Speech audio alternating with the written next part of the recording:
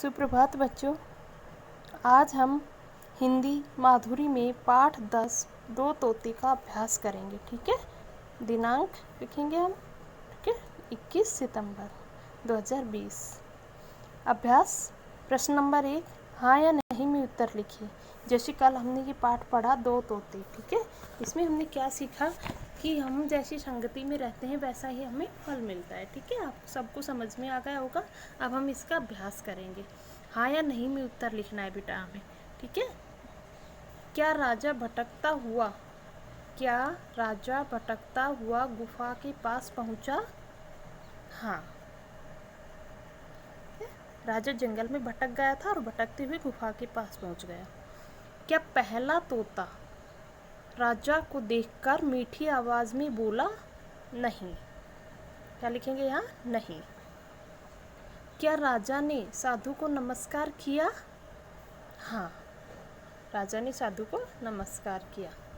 क्या राजा ने साधु को अपनी परेशानी बताई? हाँ, ठीक है, राजा ने साधु को परेशानी बताई जब वो दोनों तोतों को सोच रहा था। ठीक है, दोनों तोतों की आवाज़ के बारे में सोच रहा था, परेशान हो रहा था, तो साधु को बताया। क्या दूसरे तोते को डाकू ले गए थे? नहीं।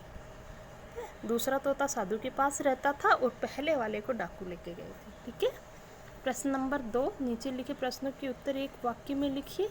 ये क्वेश्चन आंसर हम नोटबुक में करवा देंगे। ओके। क्वेश्चन नंबर 3, किसने कहा? लिखिए।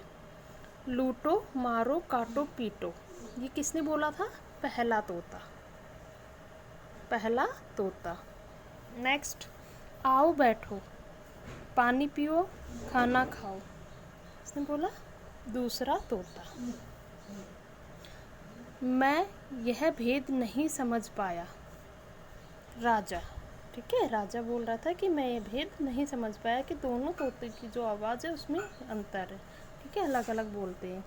घ, दोनों की माँ एक है, किसने बोला? साधु ने। ठीक है, नीचे दिए गए शब्दों से वाक्य बनाइए। वाक्य भी हम नोटबुक में बनाएंगे। ठीक है, एक वर्ड से हम बहुत सारे वाक्य बना सकते हैं।